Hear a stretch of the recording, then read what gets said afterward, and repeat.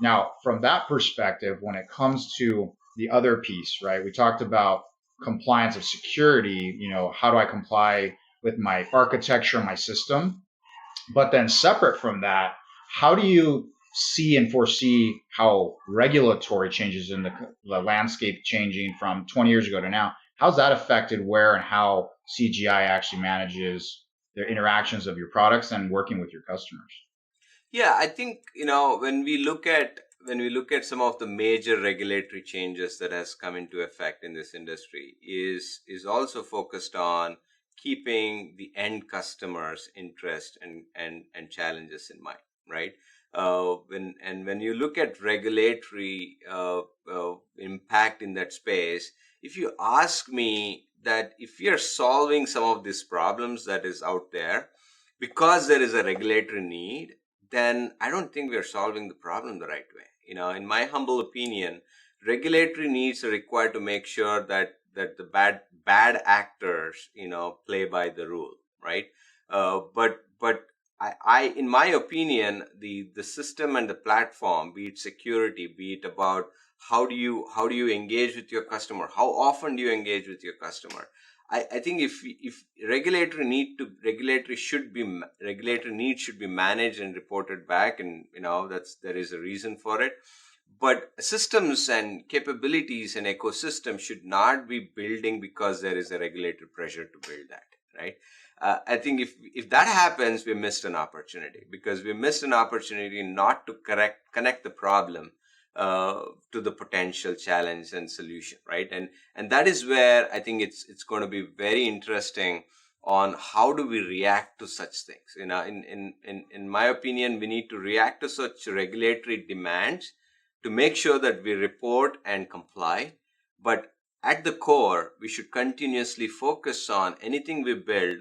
Is it helping the end customer, the customers of our clients, right? Is it really providing them what they're looking for, and thereby they can have a long-term relationship with our clients, and our clients can have long-term relationship with us, right? So this is where it becomes like a ripple effect, right? How you solve this problem is important. I don't know if I gave you a direct answer to that. I know we want to talk about regulator, but in my opinion, it is still solving for the same, but our philosophy should be slightly different on this topic. Yeah, I mean, obviously, don't want to dive too deep into regulations. Obviously, there's tons of them in this space. Reg F is the big one that a lot of people have been dealing with more recently. It has really impacted how people have to manage how often, how, and in what way they can more granularly communicate through this space. But with that said, without diving into that, it's more of how does technology Okay. and process today adapt more quickly to the ever changing, complexities that come that now are more granular in level, right? It's not like I can paint a broad brush and say everybody gets this big way of approach to how I can comply. Now it's almost feeling like I have to comply with each individual customer or creditor, differently. That's a good point. Obviously, from a technology standpoint, a lot of that lives within the systems that you provide. So I would have to understand that as you move forward, making your product more nimble, more flexible, more granular is extremely important. Do you see that as well going forward? Yes, and I think, again, the advantage that we have today is technology is where it can provide all this capability, right? You don't have to be build something and then have to have an afterthought. Oh my God, now I need to go do something, and thereby everything that I did has to be unbundled, right? You don't have to worry about it, right?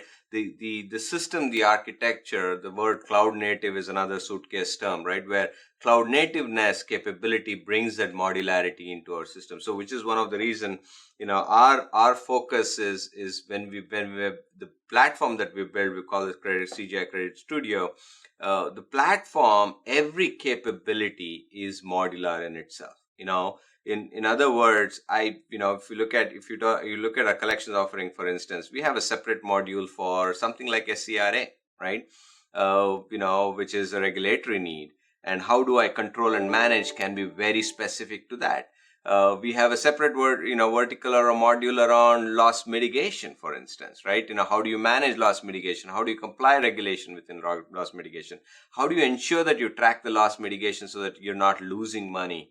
Those are all built into that can be configured separately, right? And we have something for foreclosure. So like that, the cease and desist, the technology brings that capability where you can clearly articulate your solution, slice and dice it to a module that can be configured in itself without having you to, break another monolith and fix it, right? So the monolith approach is gone. And to your point, you said it perfectly well, is that technology is giving those kind of capabilities so that there is a regulatory change. If something changes, something were to, we can quickly adjust to it based on what's needed without having to unraveling this mega box of some solution.